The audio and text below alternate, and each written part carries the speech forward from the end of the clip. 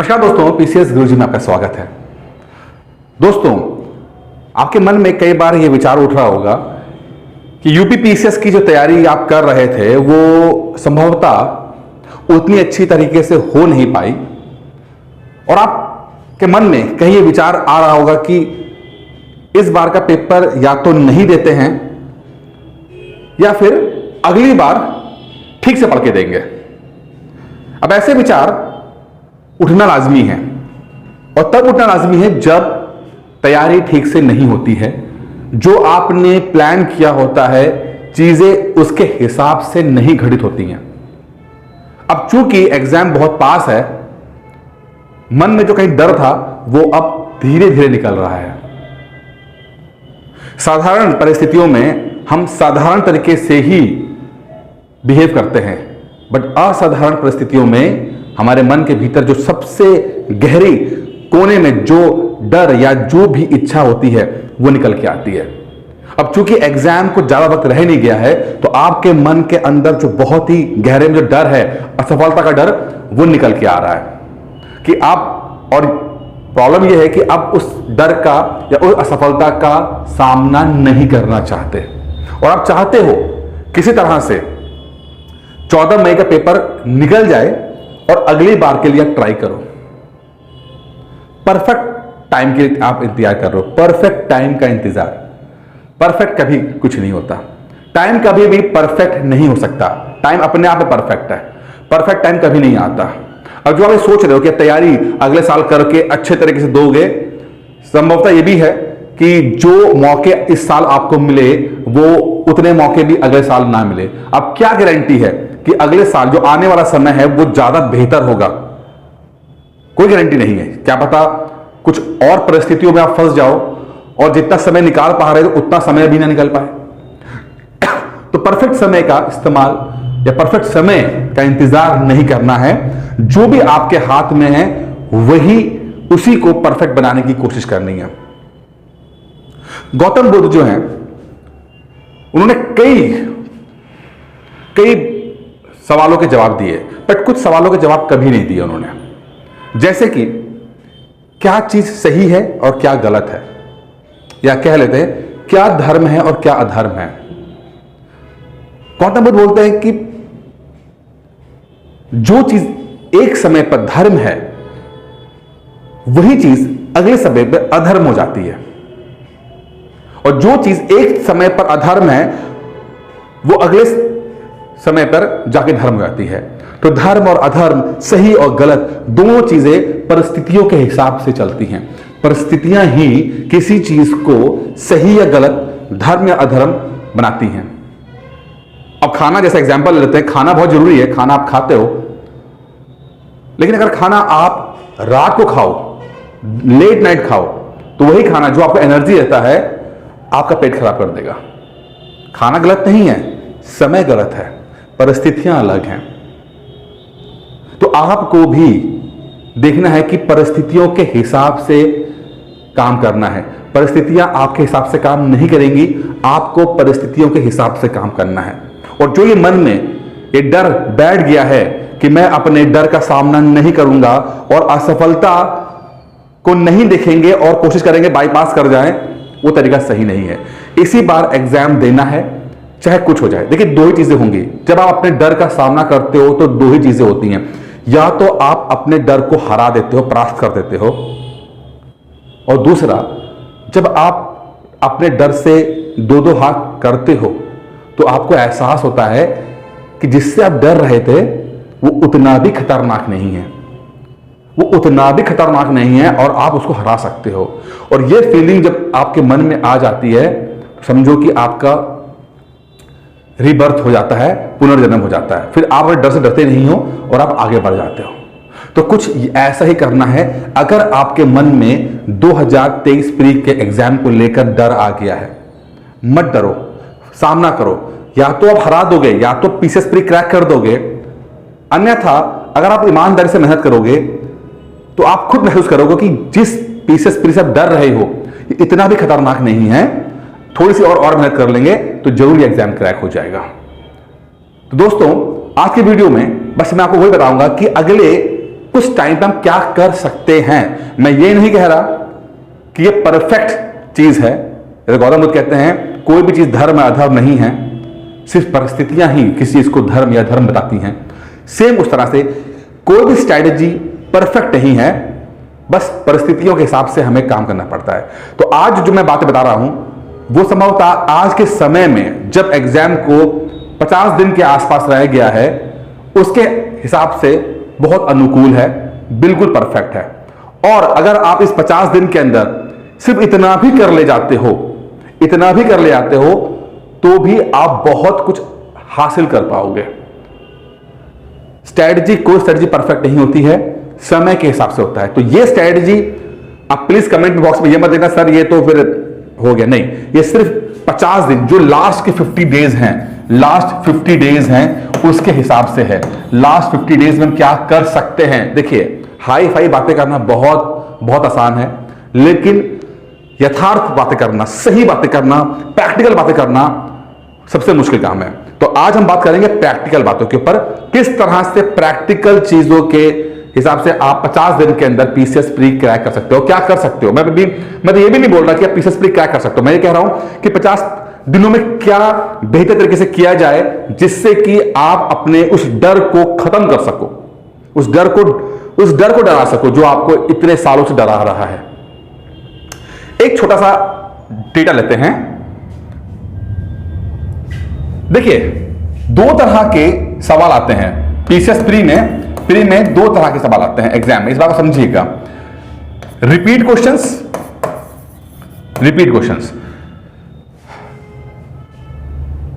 UP PCS pre के अंदर अच्छे खासे तादाद में रिपीट सवाल आते हैं। अगर मैं 2018 से पहले की बात करता हूं तो यह मात्रा ज्यादा हुआ करती थी रिपीट सवाल में, अब यह मात्रा थोड़ी कम हो गई है, बट अभी भी ये इतने तो आते ही हैं जिससे आपका भला हो सकता है। तो रिपीट सवाल जिसको हम घटना चक्र की किताबों में पढ़ते हैं, वैसे तो और भी किताबें हैं यहाँ का, लेकिन मैं घटना चक्र का मेंशन कर रहा हूं क्योंकि ज्यादा पॉपुलर है। रिपीट सवाल आते हैं, मान के चलिए लगभग 25 से 30% सवाल जो होते हैं वो रिपीट करते हैं। 25 से 30 सवाल रिपीट करते हैं, यानी कि अगर 150 सवाल आ रहे हैं तो लगभग 45 क्वेश्चंस जो हैं वो रिपीट करते हैं। और ये बिल्कुल सही बात है, पिछले 2-3 साल के अंदर लगभग 40 से 45, 30-35 साल 40 सवाल रिपीट हुए हैं, डायरेक्ट रिपीट। ये रिपीट सवाल मतलब है डायरेक्ट रिपीट हुए हैं, यानी कि वर्ड टू वर्ड जो कि पिछले एमसीक्यूज में मतलब पिछले एग्जाम में आते थे वही सवाल डायरेक्ट रिपीट हो गए। लगभग 45 सवाल, इंपॉर्टेंट समझिएगा, ठीक है। फिर कुछ एक चीज और होती है जिसे मैं बोलता हूं रिलेटिव रिपीट। क्या मतलब होता है रिलेटिव रिपीट का, इसको भी हम नहीं करेंगे, लेकिन मैं बता देता हूं क्या है। रिलेटिव रिपीट का मतलब होता है कि क्वेश्चंस तो एग्जैक्टली नहीं आए बट वो टॉपिक से सवाल पूछ लिए गए। क्वेश्चन नहीं आए, इस तरह के सवाल डायरेक्ट नहीं आए बट वो टॉपिक से सवाल पूछे गए, रिलेटिव रिपीट हो गया। यहां तक कि यूपीएससी के अंदर, आईएएस के अंदर भी मोर देन 60% सवाल जो होते हैं वो रिलेटिव रिपीट होते हैं। यहां तो डायरेक्ट रिपीट होते हैं पीसीएस में, लेकिन यूपीएससी के अंदर लगभग 50-60% डायरेक्ट रिलेटिव रिपीट होते हैं। तो अगर कोई यूपीएससी की तैयारी कर रहा है तो पिछले 10 साल के उन टॉपिक्स को पढ़ ले, क्वेश्चंस नहीं, टॉपिक्स को पढ़ के ढंग से तैयार कर ले, बहुत संभावना है कि वो एग्जाम क्रैक कर देता है। यही तरीका होता है एग्जाम को पकड़ने का। अब यहां पर आता है, अभी मैं सिर्फ वो काम बता रहा हूं आपको जो 50 दिन के अंदर आसानी से हो जाए, यानी कि डायरेक्ट रिपीट सवाल जो घटना चक्र में अवेलेबल है। लगभग पिछले कुछ सालों में लगातार 40 से 45 सवाल आ रहे हैं। अब आपको अगर एक मोटा देखा जाए तो 85 क्वेश्चन जो हैं आपके ऐसे हैं जिसके लिए पीसीएस प्री क्रैक हो सकता है। मतलब हम एक टारगेट रखते हैं, वैसे कट ऑफ 85 से ज्यादा भी हो सकता है, लेकिन मैं 85 एक बेंच मार्क लेके चल रहा हूं। मैं 85 सवाल आ रहे हैं। अब डायरेक्ट रिपीट जो आए, ठीक है, घटना चक्र से 45 सवाल, यानी कि अगर आप सिर्फ घटना चक्र को पढ़ लो, अगर आप सिर्फ घटना चक्र को रट लो ये कोशिश करके कि ये जो 5-6 किताबें हैं इसमें से अगर कोई सवाल आता है तो वो गलत नहीं होना चाहिए, तो आप देखोगे कि 45 सवाल आपके राइट हो जाएंगे, 45 सवाल राइट हो जाएंगे अगर सिर्फ आप ये पढ़ ले लो। प्रॉब्लम ये है कि घटना चक्र आपने खरीद तो रखी है, बट घटना चक्र आप उस तरीके से नहीं पढ़ रहे हो जिस तरीके से पढ़ना चाहिए। आपने पढ़ा तो है, बट क्या वो याद हुई है? तो मैं यहां कह रहा हूं कि आप अगर दांव खेल रहे हो तो वो दांव ढंग से खेलना चाहिए। अगर आप किसी स्ट्रैटेजी को फॉलो कर रहे हो तो स्ट्रैटेजी पूरी तरीके से फॉलो करनी चाहिए। यानी कि अगर आप रिपीट सवाल पे जा रहे हो तो फिर आपको अपने आप से कसम खानी है कि एक भी सवाल अगर घटना चक्र का आया होगा तो वो छूटना नहीं चाहिए। मैं इस लेवल पे ले जाने की बात कर रहा हूं, मैं सिर्फ पढ़ने की बात नहीं कर रहा हूं। पढ़ तो आप रहे थे, अब मान लीजिए आपने हल्के तरीके से पढ़ाई की, 45 सवाल आ भी गए, लेकिन आप राइट ही 25 कर पाए तो, या 30 कर पाए तो क्या कर पाएंगे? तो गलत हो जाएगा वो। अब करना क्या है, आपने पढ़ लेना है कि जो ये डायरेक्ट रिपीट सवाल आ रहे हैं वो उसमें से गलत नहीं होना चाहिए। आप ढंग से पढ़ो, आप पढ़ रहे हो, एक आप काम करो, इसका आप टेस्ट दो। मैं कई बार बोल चुका हूं कि जो चीज आप पढ़ रहे हो, जो चीज आप पढ़ रहे हो उसको टेस्टों के माध्यम से याद करो।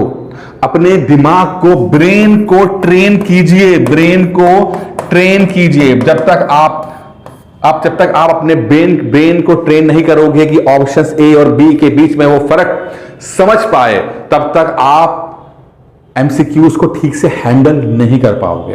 तो ब्रेन को ट्रेन कीजिए। आप घटना चक्र पढ़ो, घटना चक्र पढ़ के टेस्ट देने की कोशिश कीजिए, मॉक टेस्ट दीजिए, आप जितना हो सके दीजिए। मॉक टेस्ट के लिए मैं एक टेस्ट सीरीज चला रहा हूं, उस टेस्ट सीरीज को आप ले सकते हैं, चाहे तो खुद भी पढ़ सकते हैं, लेकिन स्पेशली टेस्ट सीरीज को मैंने घटना चक्र और उसके आसपास रखा है, एनसीईआरटी घटना चक्र, जिससे कि आप बेहतर तरीके से इस 50 दिन के अंदर कुछ परफॉर्म कर पाओ। इस टेस्ट सीरीज को ले लीजिएगा, इसमें लगभग 250 छोटे बड़े टेस्ट जाएंगे और इसकी फीस भी मैंने बहुत कम रखी है, मात्र 4999। और इसके लिए आप चाहें तो इस नंबर पे कॉल करके बात कर सकते हैं। अब ज्यादा समय बचा नहीं है। जो भी आप पढ़ रहे हो उसको याद रखने की कोशिश कीजिए।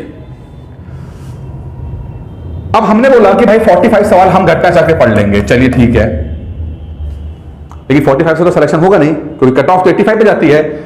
अब यहां पे सेकंड चीज आती है, वो है current affairs. Current affairs, current affairs मान के चलिए 40 से 45 सवाल करंट अफेयर्स के आते हैं। इसमें विद इकोनॉमी मिल जाती है, विद इकोनॉमी, ठीक है।